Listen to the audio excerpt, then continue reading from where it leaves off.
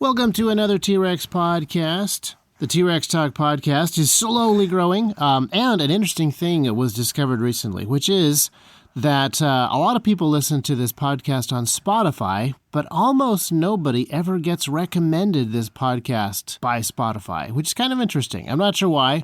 Maybe the mystery was solved by someone who pointed out that if you listen to previous episodes of this podcast, you get a little blue banner that says, learn about COVID-19, which now that I've said COVID-19, the little banner is going to pop up on this episode too. So that's possibly why it's not being recommended to people. So I guess it's up to you to recommend it to people like the old-fashioned way. Which brings us to the topic of today's episode, which is communication, and we're going to specifically talk about radio communication. Now, Samuel, how many kinds of radios are there? Some in David's office. Well, there's some radios in your Uncle David's office. Yes, this is important because your Uncle David actually came up with a good way to categorize radios that I think will be very helpful for people because there are thousands and thousands and thousands of kinds of radios.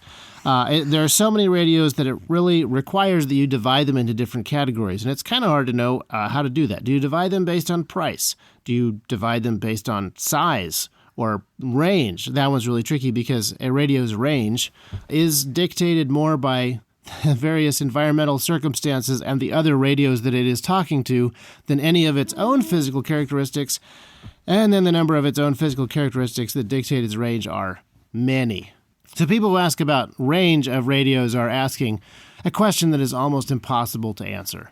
You can divide radios up by band, the different band that they speak on, the different legal requirements to use the radio, etc., etc. But my brother David came up with a system of dividing radios into three categories that I think will be very helpful specifically for T-Rex people. The three categories that he came up with are open radio communication, private radio communication, and secret radio communication. I think this is actually more helpful for figuring out what you're trying to do with radios than splitting radio hardware up between handhelds, mobile, base station, etc. So, open radio communication is radio communication that is in the clear. It is basically always going to be analog FM modulation, and there's some advantages to open radio communication. It is very quick to set up. It is very easy to operate with other people who have analog radios, and there's a very high level of discovery. So in situations where you want to be discovered, like an emergency, situations where you want to discover other people who are in the area, like disaster management, analog radio communication that is in the clear is totally the way to go. And analog radios have a significant advantage in that programming an analog radio is super easy, even in the field. If you have a radio that is front panel programmable, all you have to do is dial in the frequency that you want to be on. So you bump into a guy in the field, and he says, hey, my radio, I have some friends, and we're talking on 437, 425. You type in 437, 425, boom, you're talking to his guys. Now, if you're operating on somebody else's repeaters, there's a little bit more complexity to getting that channel set up. It isn't a single frequency. There's also an offset. There's probably also some tones. That stuff gets a little bit more painful to program in the field using the very front of your radio, but it's not a huge pain to program radios to operate on repeaters if you have a computer. Yeah, analog programming, super easy. Now, the downside is, of course, that intercepting your radio communications that are open and analog and in the clear is also really, really, really easy. I hope that everyone by now understands how simple that is. If you are broadcasting on a Baofeng, anybody who also has a Baofeng can hear you if they just tune to your right frequency. And all the Baofengs have scanning capability, so they will find you broadcasting. Wait, no, you're not broadcasting. You are observing all of the ham radio rules and requirements, so you are transmitting. That's right. They will be able to find you transmitting on your Baofeng very easily on their Baofeng and then listen to you or talk to you. And again, in some situations, that is exactly what you want. But in other situations, you don't want to be heard, and you should remember that anybody who goes out and buys a $30 SDR, like an RTL SDR, and plugs it into a phone and downloads some free software can listen to everything. They can listen to everything on almost every band, depending on antenna. And everything will be heard if it is open, if it's out in the clear like that. So that is something that I see a lot of people on the internet talking about and not really fully understanding. So consider this open category as being completely open, with all of the benefits and all of the downsides that implies. The interoperability is the best because literally anybody that has a analog FM modulation radio in UHF or VHF or both can talk to anybody that has an analog FM radio in UHF or VHF or both, depending on, obviously, the range thing. And in that disaster emergency scenario where you want to be discovered or you want to discover other people, this is the best. If you want to roll up onto a group of volunteers who brought their radios from another state and tell them how to talk to you, this is totally the way to go. And in situations where you're not worried about interception, you're not worried about people eavesdropping, this is absolutely the way that you want to go. Now, the next category is private, for those situations where you don't want to be overheard for whatever reason. And now we're talking about encryption. Now, all the encrypted radios that you're going to want to look at are digital radios. But one thing that is important to clarify is that digital encoding and digital encryption are different. Yes, digital encoding is a little bit of an obstacle to some people. So your Baofeng radios, your analog FM radios, they are not going to be able to understand the digital modulation that is coming from a DMR radio or a D-Star radio, or any of the other digital formats. But those formats are open standards, kind of like the way that an MP3 file is. Your radio in your car cannot listen to an MP3 file, but every other digital device can easily play an MP3 file. So they aren't secret, they aren't encrypted. And anyone that has that $30 SDR plugged into their phone, if they have the right software, they can demodulate and decode that digital signal almost as easily as they can listen to analog signals. So your radio conversation that you're having on a digital radio is almost as open as analog radio. Not quite, but to anyone who has a little bit of equipment, yes, your digital radio communication is just as in the clear as your analog communication. Unless you encrypt. Once you encrypt your radio signal, you are now having private communication that's very hard to listen in on.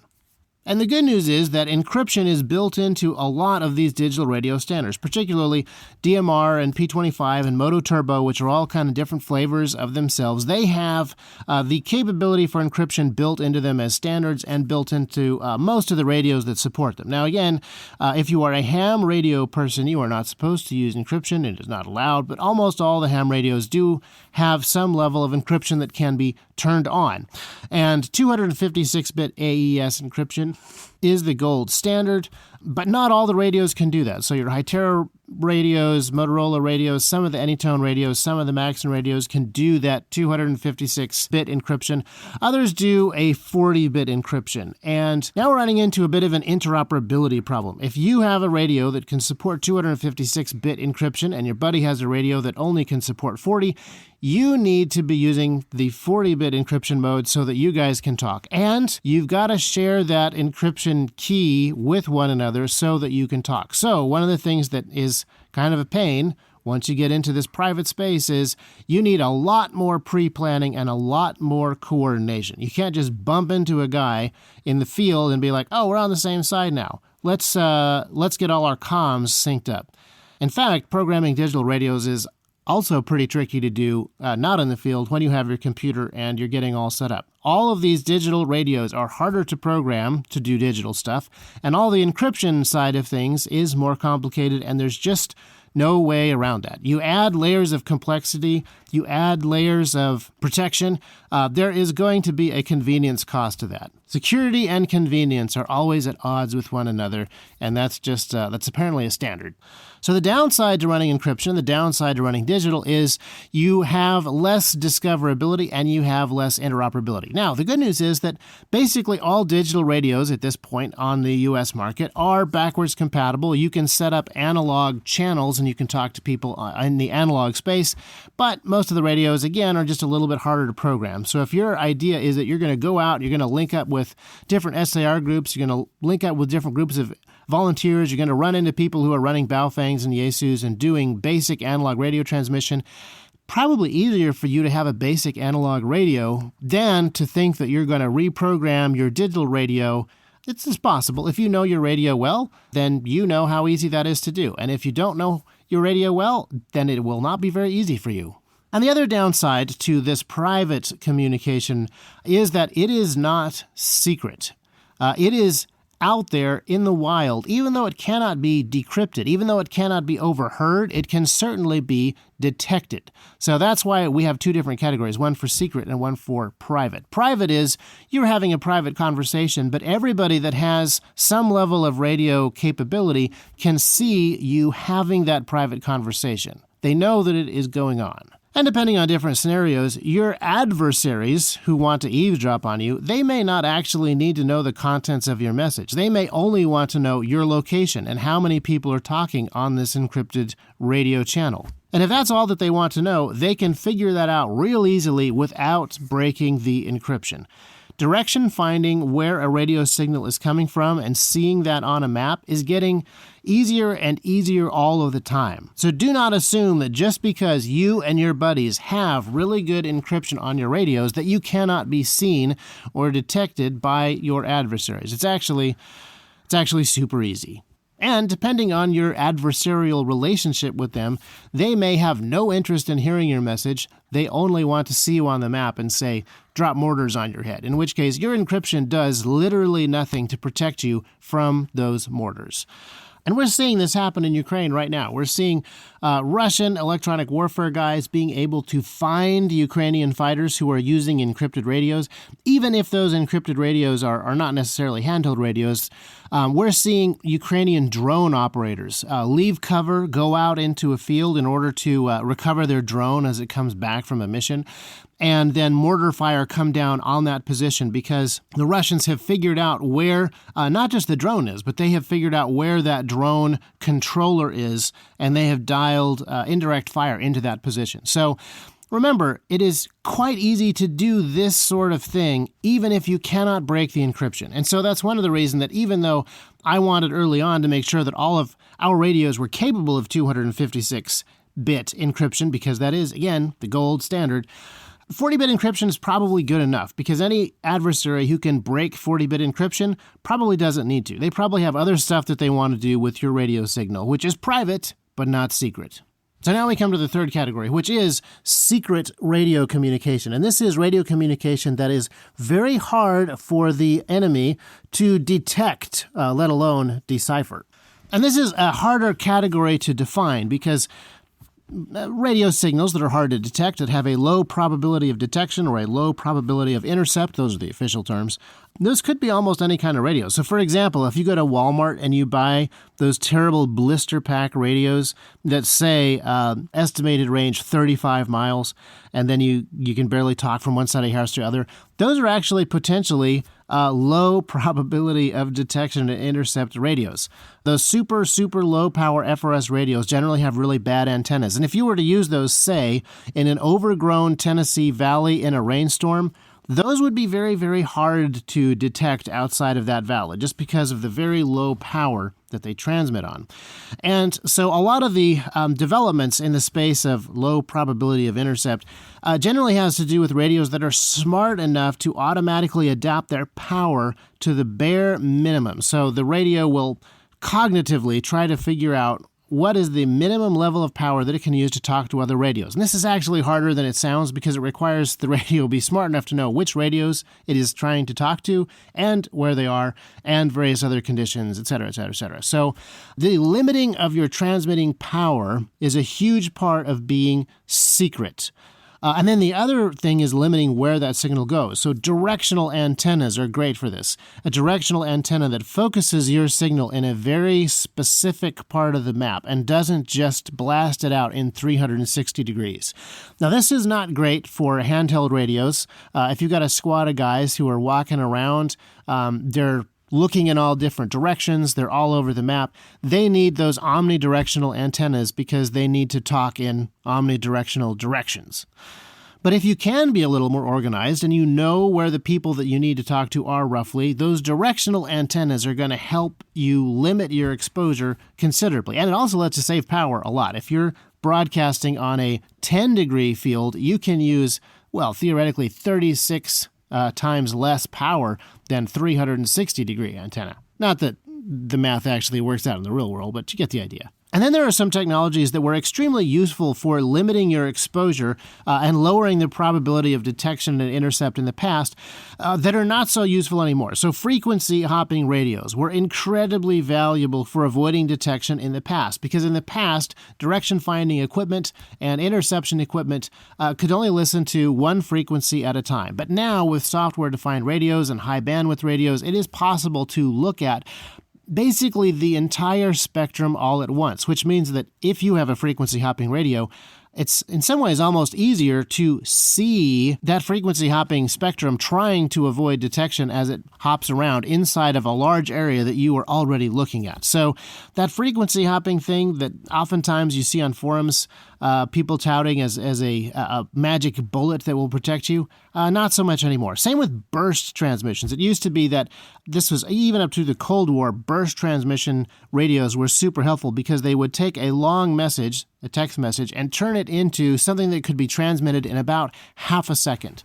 And it was really easy to miss a small radio transmission that happened just in that half a second. But again, today that is different. A lot of the radio surveillance equipment and even that $30 SDR dongle that you can buy on Amazon can record radio spectrum, and it's really easy to just actually see that half a second blip and zoom in on it and replay it. So the burst transmitting, the frequency hopping radios, those are no longer magic bullets. Now, I'm not going to say that they are totally useless, because if you are operating just on the edge of what an adversary can detect, these things may make it a little bit harder to detect those things. But at the same time, that frequency hopping pattern may be the sort of thing that an adversary is looking for. And I would also point out that sometimes using encryption is going to make your radio transmission a lot less secret. It is far easier to look for encryption and single out those signals that are encrypted and give those some more attention than just the analog ones. So an unfortunate reality, as encryption is very slowly and unevenly adopted, it actually becomes a red flag for the adversary. Now, I'm not saying that people should avoid encryption because of this. I'm saying that what we actually want is everybody to adopt encryption so that it no longer becomes a red flag. That's just hard to do in the radio space. I am encouraged that there has been more and more encryption adoption on the internet, and we actually need to see more of that. There's always going to be a fight against encryption when it comes to all forms of communication, and those pop up all the time. I saw that a few years ago, people were saying we absolutely have to limit the level of encryption that your average user has availability for, because pedophiles use it to hide, and then they kind of stopped using this angle about the same time that Jeffrey Epstein didn't commit suicide. And then a couple of years ago, it was we need to limit encryption because we need to make sure that people are not sharing COVID-19 misinformation with one another. See, there now that tag is going to pop up on Spotify again because this podcast is not encrypted. They can understand that that's what I'm talking about.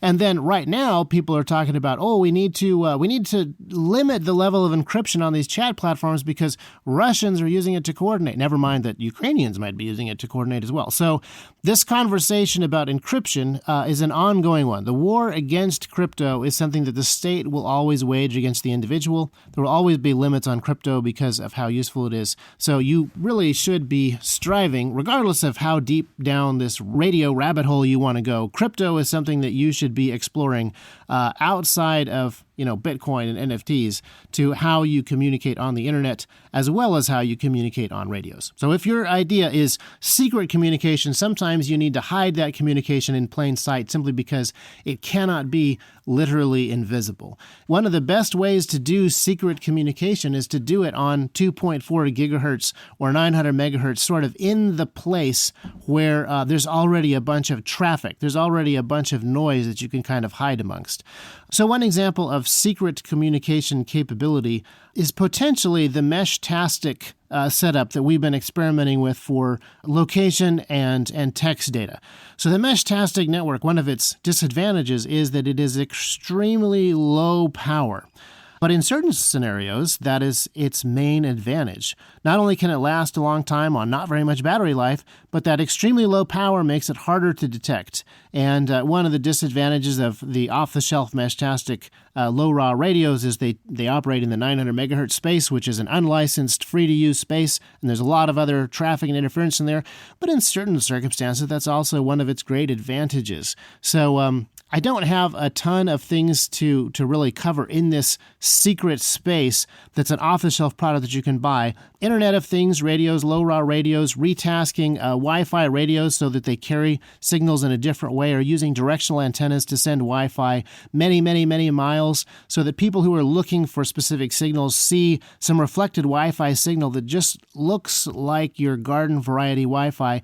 That's the sort of thing that you can do in this secret category to avoid detection or intercept.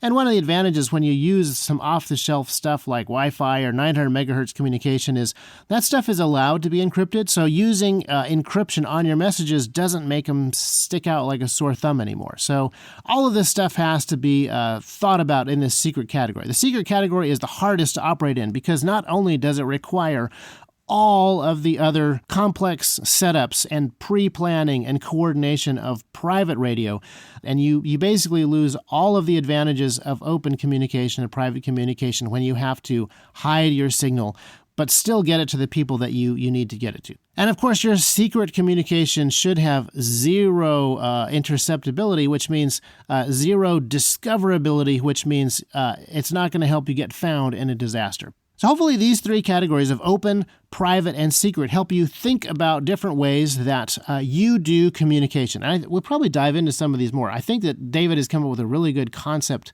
for categorizing stuff and thinking about how it should be used. So for example, this podcast right here, this podcast is very much open communication. Again, we would like you to share it with as many people as possible because it is supposed to be as discoverable as possible. We understand that there are people who don't like this podcast who will be able to listen in. That's okay. We want it to be as discoverable by as many people as possible so that they can be better equipped for other stuff in the future. So keep an eye out for future podcasts. I know that we're going to be talking about communication and maps quite a bit because those are two projects that I'm working on pretty heavily at the moment. That's not a spoiler or a leak. I like to turn these research projects into podcast topics, and I often get really good feedback from you guys. So just, again, if you don't already know, team@trex-arms.com is the best place to send feedback on these podcast episodes and ideas for new types of radio communication, primarily in the private and secret categories, would be very much appreciated by me because that's where ham radio guys, amateur radio guys, are doing the least amount of work for specific reasons. It runs contrary to the hobby, but it also runs contrary to the FCC rules against encryption. Again, the state's war on crypto goes way, way back. Which means we should probably do a future episode that talks about these different categories of open, private, and secret radio in history and encryption in history. It would actually be really fun to talk about that in a historical scenario. Say, for example, World War II, when a lot of encryption and radio stuff was really being developed and really mastered for the first time. That would be a fun deep dive. So look out for that in a future episode. Thank you so much for listening.